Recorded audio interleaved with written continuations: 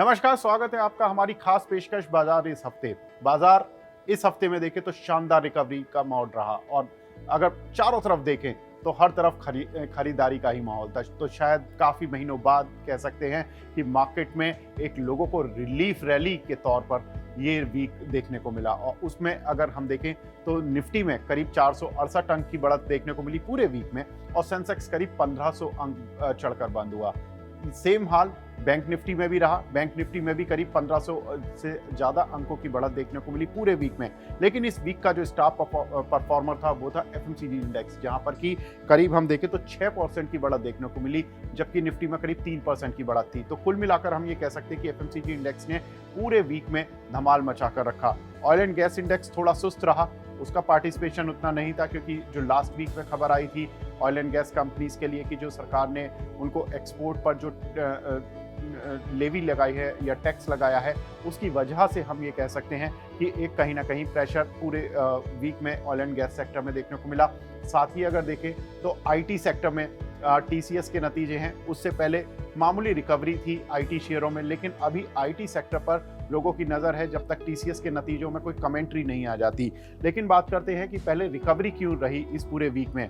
इस पूरे वीक का जो सबसे महत्वपूर्ण दिन था वो था मंगलवार की रात और बुधवार की रात, जबकि कमोडिटी के प्राइसेस में बहुत तेज गिरावट देखने को मिली और उसका एक इम्पैक्ट देखने को मिला दुनिया भर के शेयर बाजारों में, खासतौर से इंडियन मार्केट में, क्योंकि इंडियन मार्केट सबसे ज़्यादा जो प्रभावित होता है वो कमोडिटी के प्राइसेस से होता है। क्रूड ऑयल $108 से गिरकर $98 तक आ गया, यानी कि करीब 10% की गिरावट क्रूड ऑयल में उच्चतम स्तर से देखने को मिली, जिसका सीधा पॉजिटिव इम्पैक्ट इंडियन इकोनॉमी पर जाता है क्योंकि हम अपनी ज़रूरत का 85% क्रूड विदेशों से खरीदते हैं और अगर उसकी कीमत में 10% की गिरावट देखने को मिलती है तो सीधा हमें 3 जगह पर फायदा मिलता है। पहला तो होता है करंट अकाउंट डेफिसिट में, साथ ही दूसरा हमारा जो होता है वो फॉरेक्स रिजर्व पर, कि फॉरेक्स हमारे जो बाहर जा रहे होते हैं उनमें कमी होती है, उसका बूस्टर मिलता है। तीसरा जो रिटेलर को मिलता है, जो क्रूड ऑयल की प्राइसेस गिरती है तो पेट्रोल और डीजल सस्ता होता है और उम्मीद बनती है कि महंगाई दर में कटौती देखने को मिलेगी। तो ये 3 बेनिफिट का सीधा इम्पैक्ट जो होता है वो शेयर बाजार में देखने को मिलता है। वही देखने को भी मिला,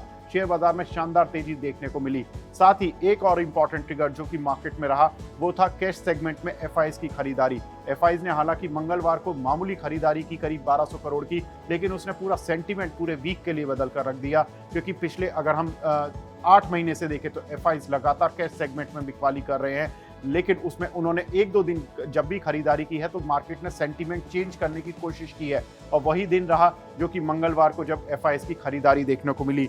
साथ ही अगर देखें तो दुनिया भर के बाजारों के लिए एक और पॉजिटिव इम्पैक्ट था, वो था कि एफओएमसी की जो मिनट्स जारी हुए वेडनेसडे को, उसमें उन्होंने कहा कि हम इन्फ्लेशन को 2% पर लाने की कोशिश करेंगे अमेरिका में, और उसका एक जो बेनिफिट होगा वो दुनिया में ये होगा कि कमोडिटी के प्राइसेस यानी कि नीचे रहने वाले हैं। अगर फेड अपनी नीति पर अडिग रहता है कि वो 2% इन्फ्लेशन लेकर आएगा, इसका मतलब होगा कि कमोडिटी के प्राइसेस नीचे आने वाले हैं और यही उसका बेनिफिट जो होगा वो इंडियन मार्केट को मिलेगा। तो कुल मिलाकर ये कह सकते हैं कि ये कमोडिटी का वीक रहा, जिसमें कमोडिटी का फॉल स्टॉक मार्केट का गेन बनकर दिखता हुआ साफ तौर पर दिखाई दिया। अब अगले वीक के लिए मार्केट की जो नज़र होगी वो टीसीएस के नतीजों पर होगी और एचसीएल टेक के नतीजों पर होगी। एचसीएल और टीसीएस के रिजल्ट से ज़्यादा जो इंपॉर्टेंस होगी वो उनकी कमेंट्री पर होगी मैनेजमेंट की, कि वो आगे का आउटलुक किस तरह का देते हैं, डिमांड सिनारियो क्या है, बिलिंग क्या है, प्राइसिंग क्या है और आगे का आउटलुक कैसा है, किस तरह के मार्जिन्स रहने वाले हैं। तो इन 2 चीज़ों पर, 2 कंपनियों के नतीजों पर नज़र रहेगी मार्केट की। साथ ही मार्केट कमोडिटी के प्राइसेस को लेकर भी सतर्क रहेगा कि कहीं ऐसा तो नहीं कि ये जो मार्केट में कमोडिटी का फॉल देखने को मिला है इस वीक में, ये कहीं रिबाउंड बनकर ना उभर जाए नेक्स्ट वीक में। अगर कमोडिटी का कोई भी रिबाउंड आता है नेक्स्ट वीक में तो थोड़ा सा मार्केट के लिए परेशानी हो सकती है।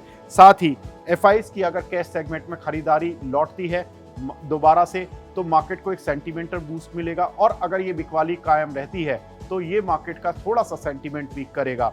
साथ ही अगर देखें तो बैंकिंग शेयर पर भी नज़र रहेगी मार्केट की, क्योंकि इस वीक में जिस तरह के बैंकिंग कंपनियों ने एडवांस और अपने डिपॉजिट ग्रोथ के आंकड़े दिए हैं वो काफ़ी शानदार रहे, जिससे कि बैंकिंग कंपनियों की उम्मीद मानी जा रही है कि उनके रिजल्ट्स अच्छे देखने को मिलेंगे। तो अगर बैंकिंग सेक्टर में एचडीएफसी बैंक अपने रिजल्ट्स की शुरुआत करेगा, लेकिन वो नेक्स्ट टू नेक्स्ट वीक होंगे, तो उससे एक कहीं ना कहीं सेंटीमेंट क्लियर होता हुआ नजर आएगा। तो ये कहीं ना कहीं हम कह सकते हैं कि नेक्स्ट वीक जो रहने वाला है वो बैंकिंग और आईटी के नाम रहने वाला है, और साथ ही एफआईएस की खरीदारी और कमोडिटी प्राइसिंग के रिबाउंड पर। तो ये 4 ट्रिगर रहेंगे यहाँ पर कि मार्केट की नजर रहेगी।